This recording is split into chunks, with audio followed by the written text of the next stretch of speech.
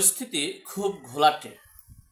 সম্ভবত ২১শে August grenade হামলা সেই দিনটাকেই বেছে নেওয়া হয়েছে মনে হচ্ছে। সর্বদিক থেকেই একটা ঘোলাটে অবস্থা। আশঙ্কা করবেন কি সেই গ্রেনেড হামলাই হবে নাকি অন্য কিছু, সে বিষয়ে সংক্ষেপে আপনাদের সাথে শেয়ার করছি। দেখেন, ইতিপূর্বে গত ১ বছরে আপনারা শুনেছেন এই উপদেষ্টা পরিষদ নিয়োগ দিয়েছেন ছাত্ররা, আর ছাত্ররা যখন বলবে সরে যেতে তখনই সরবে। এই ছাত্ররা যখন যা বলছে তাই হয়েছে। ছাত্ররা বলেছে, অর্থাৎ এনসিপিরা বলেছে ছাত্রলীগের নিবন্ধন বাতিল করা হবে, হয়েছে। আওয়ামী লীগের নিবন্ধন বাতিল অথবা স্থগিত করা হবে, হয়েছে। সকল দাবি দেওয়া পূরণ করেছে এই এনসিপি। বলতে গেলে যেটা ডক্টর মোহাম্মদ ইউনূস বলেছে, এনসিপিরাই অর্থাৎ এই ছাত্ররাই আমাকে নিয়োগ দিয়েছে। কিন্তু আপনারা ইতিমধ্যে খুব কঠিন হুঙ্কার আপনারা শুনতে পেরেছেন। ১ নম্বরে হুঙ্কার হচ্ছে ১৫ই আগস্টকে কেন্দ্র করে জাতীয় শোক দিবস। সেই দিনটা বেছে নিয়েছে ডক্টর মোহাম্মদ ইউনূস। তিনি মালয়েশিয়া গিয়েছিলেন, মালয়েশিয়ার প্রধানমন্ত্রীর সাথে সাক্ষাৎ করতে। সেখানে তার ছবি ছিল না। বাংলাদেশের রাষ্ট্রপতি শাহাবুদ্দিন চুপ্পুর ছবি থাকার কারণে তিনি অনেক রাগান্বিত হয়েছেন এবং বাংলাদেশের পররাষ্ট্র মন্ত্রণালয়কে তলব করেছিলেন।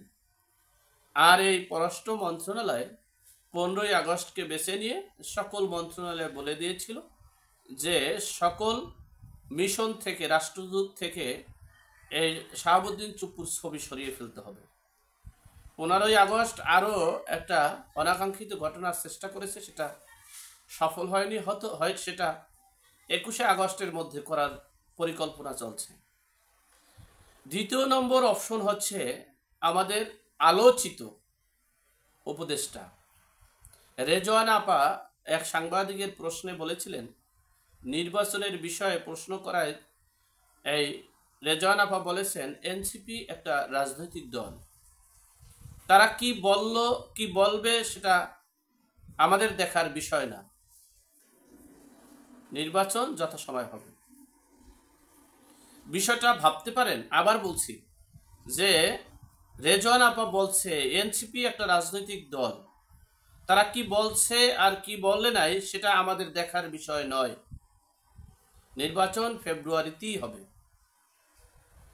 এই বক্তব্যটা একবার একটু বিশ্লেষণ করলেই আপনারা সব কিছু বুঝে পাবেন। আবার এই এনসিপির শক্তি বেশি নাকি এই অন্তর্বর্তীকালীন সরকারের শক্তি বেশি?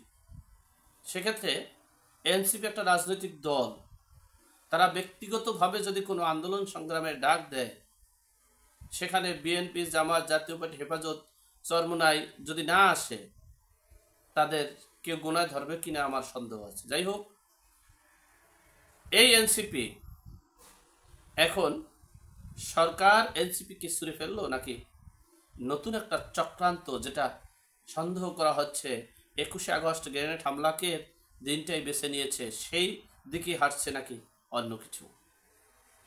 বিষয়টা একবারে স্পষ্ট। আপনারা সহজেই বুঝতে পেরেছেন যে বাংলাদেশের প্রেক্ষাপটে ২১শে আগস্ট গ্রেনেড হামলার দিনটা বেছে নেওয়ার কারণ এবং কি জন্য, সেটার ২টা উদাহরণ আমি দিলাম। এরপরে জামাতের একটা চক্রান্ত শুরু হয়েছে। তারা আন্দোলনের ডাকও দিয়েছে, পিআর পদ্ধতিতে নির্বাচন দিতে হবে। আর যদি পিআর পদ্ধতিতে নির্বাচন হওয়ার পর যদি বিএনপি যদি নির্বাচনে না আসে, তাতে কিচ্ছু যায় আসে না। জামাত ইসলামের মহাসচিব গোলাম পরোয়ার তিনি বলেছেন। যাই হোক, এখন এ পর্যন্ত। ভালো থাকবেন, সুস্থ থাকবেন, নিরাপদে থাকবেন। দেখা হবে আগামী পর্বে।